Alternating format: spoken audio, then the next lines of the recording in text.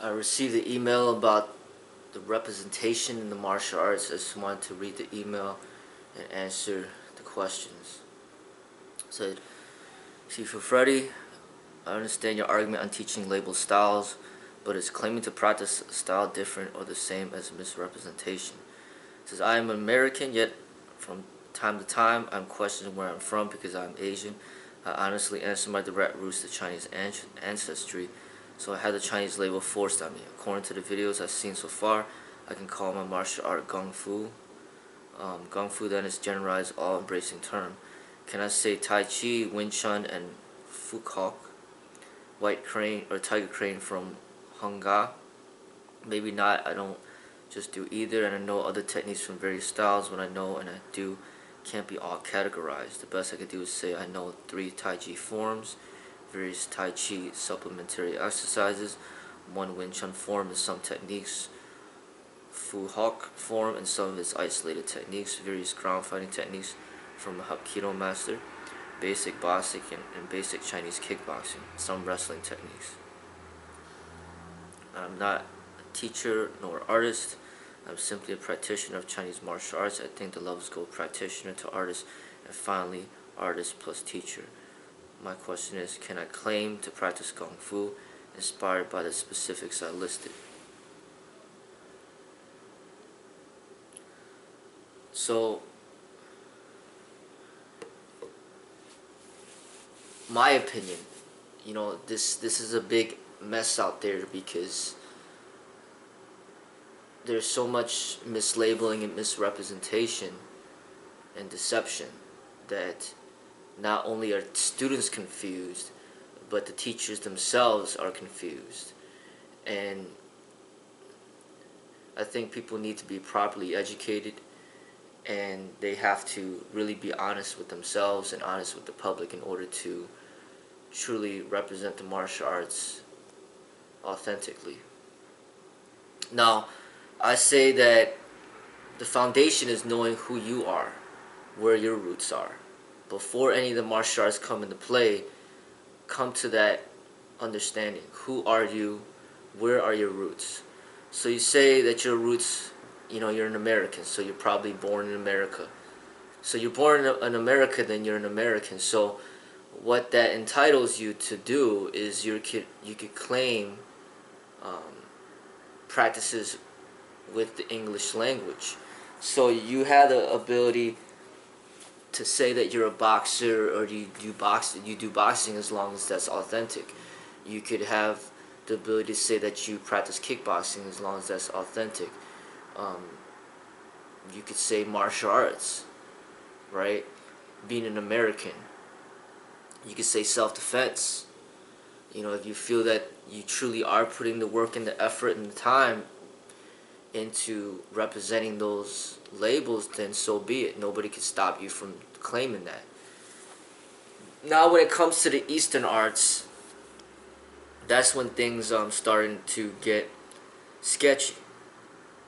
Now, when your roots go back to China, meaning that you're Chinese because of your blood, because of your parents, and that's where your parents immigrated from, then now it opens up doorways for you to represent your roots if you so choose.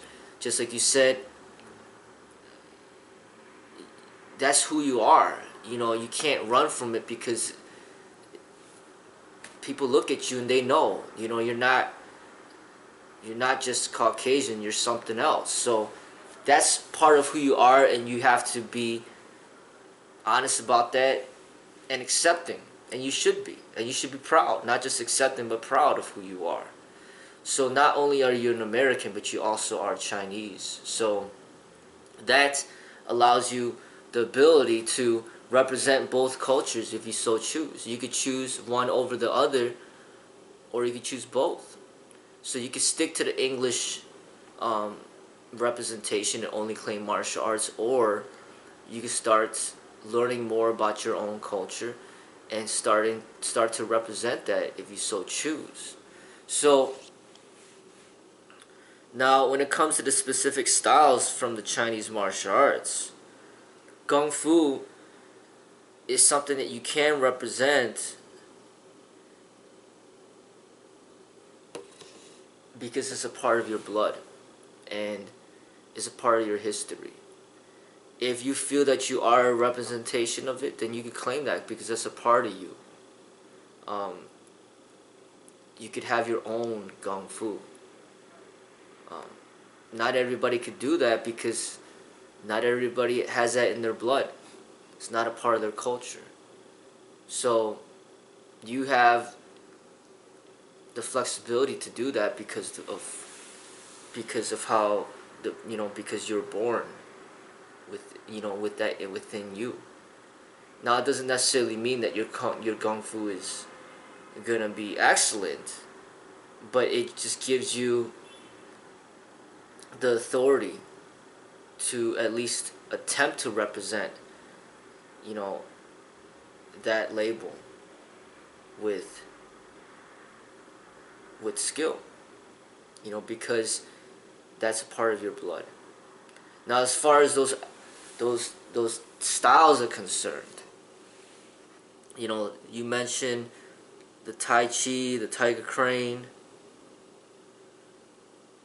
Wing Chun. Those styles, those systems, in my truth, in my understanding, you can never truly represent that because you didn't create that. You can never authentically represent that because you didn't create that. And not only did you not create it, but you didn't get the direct permission and authorization from the creators to represent that. So not only you, but none of the people out there can authentically represent that. So the people that you're learning these styles from, they're not true representators of those styles because they're not the creators, and they could not receive true authentic permission because the creators of those systems have passed away. Now they could have their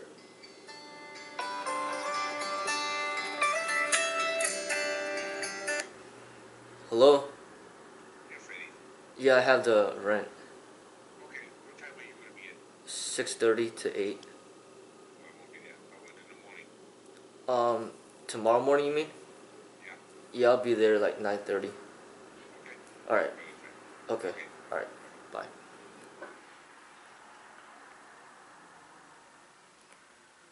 So basically, you could just have those styles are pretty much could be inspired by the creators of this. The people that showed you that style have those expressions are simply inspirations from the authentic expression. So the actual creator of Tai Chi, the actual creator of Tiger Crane, or the actual creator of Wing Chun, those serve to be inspirations towards the expressions of the people that are claiming those styles currently. So you could say that you practice your own gung fu if you're not specifically representing any of those systems or trying to. Now, if you are studying under somebody who you selected to represent this Wing Chun inspired form, and you're studying under that person currently, and you want to represent that, then you could say, hey, I'm studying under this person, whatever his name is, and he's teaching me a Wing Chun inspired Kung Fu form. It's his Kung Fu, and I'm studying under him, but what we're studying is a Wing Chun inspired. So would be the proper way in my eyes. Same thing with the Tai Chi. You know, like, you could claim your own Kung Fu, and then when people say, what kind is it? You could say that inspirations have been taken from the Tai Chi, the Wing Chun, the Tiger Crane. It incorporates those inspirations. It also incorporates, you know, wrestling techniques, because wrestling is a sport, so that is okay. Kickboxing techniques, because that's another sport, which is okay, which is just basically governed by rules. And then whatever you learn from the Hapkido master,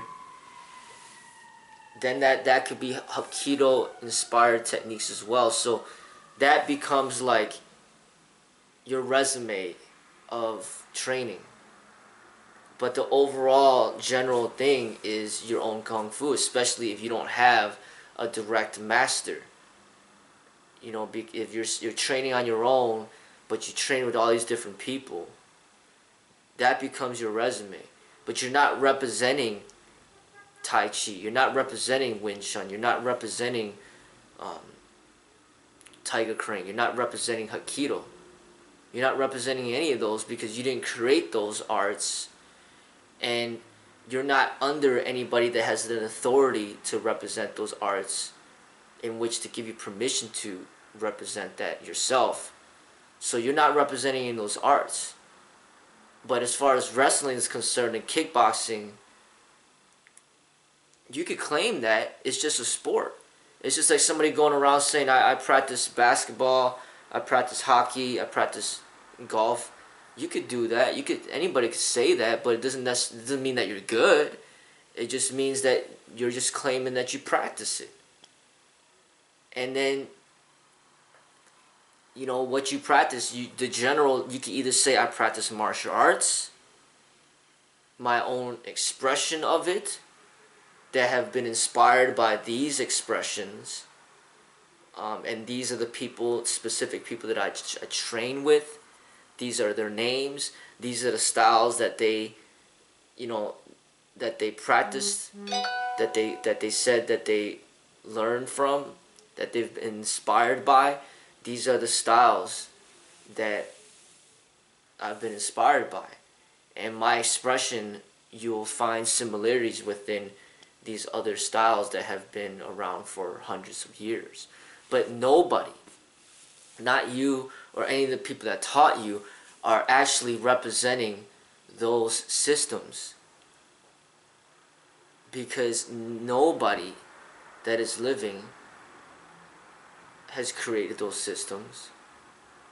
And nobody that is living has even any authentic authority to represent those systems that have been created hundreds of years ago. Everybody is simply practicing, in a way, a martial art that has been inspired by the past, or has been inspired by current expressions of the martial arts, or have been created from within the heart, which is not anybody else's development but your own. So you're either a creator of something absolutely new that is not taken from anybody or any group of people, or you are inspired by other living artists that have created something that you have been influenced by, which has influenced your expression, or you've been influenced by people that have already passed away by their expression. Now, influence and representation are not the same. You know, you can't say that you're representing Michael Jordan in basketball because you just inspired by his great game. I mean, that has nothing to do with with that. So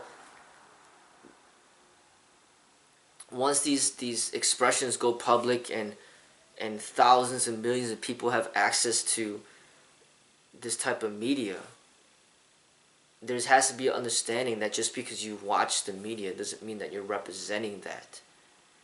You've been inspired by this person's work, and you have your own expression of the work in itself that has been inspired by these people.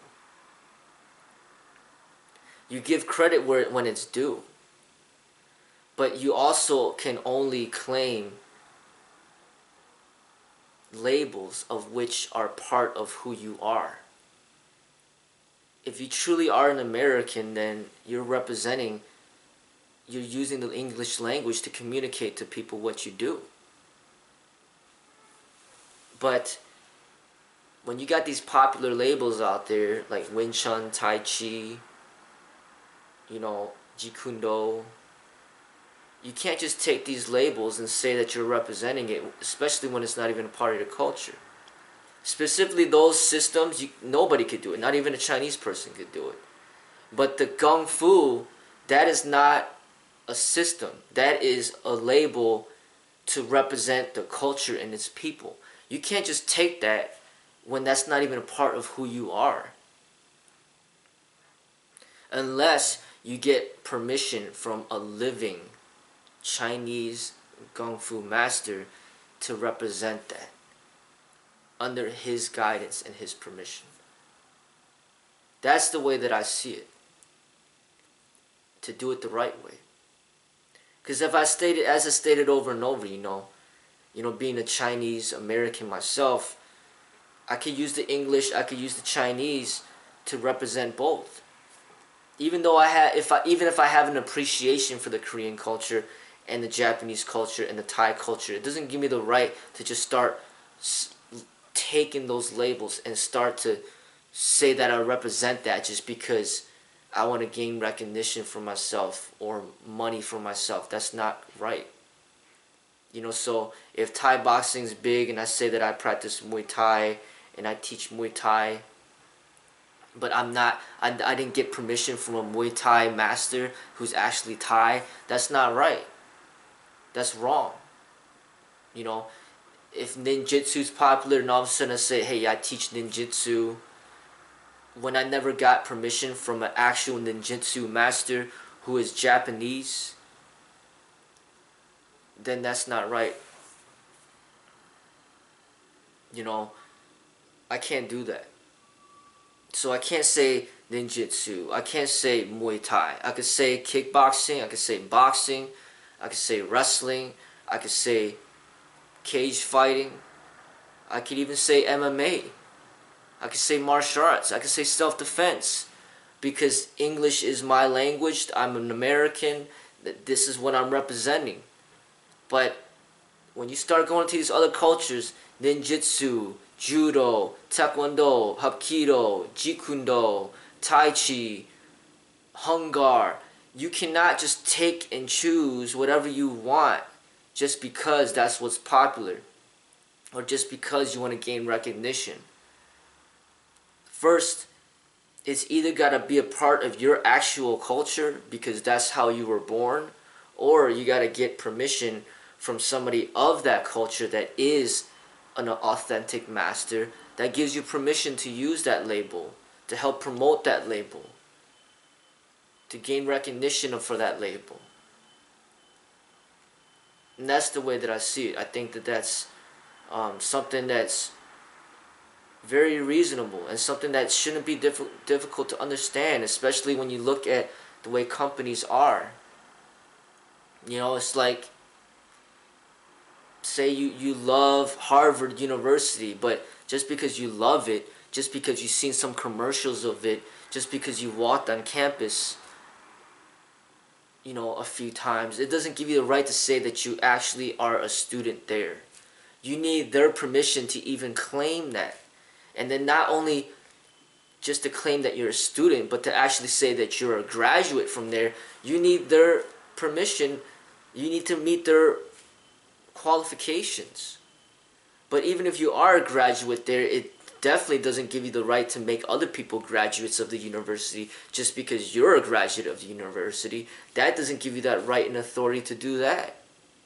So what's going on is people are claiming these systems of which they don't have the right to claim to begin with, and then they're starting to authorize other people to claim that they're instructors of these systems, and the whole foundation of credibility is all false.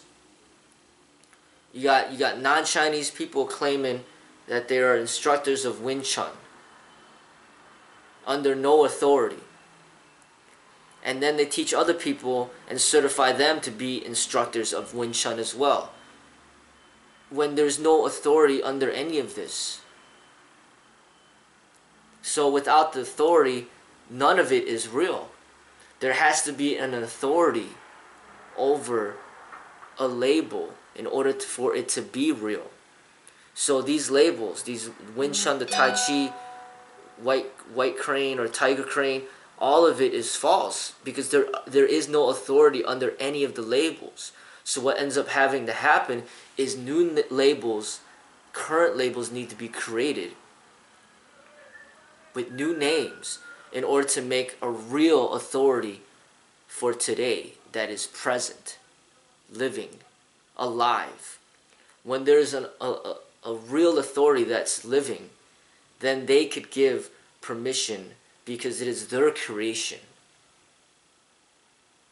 It is their way, their art, their system that they're promoting.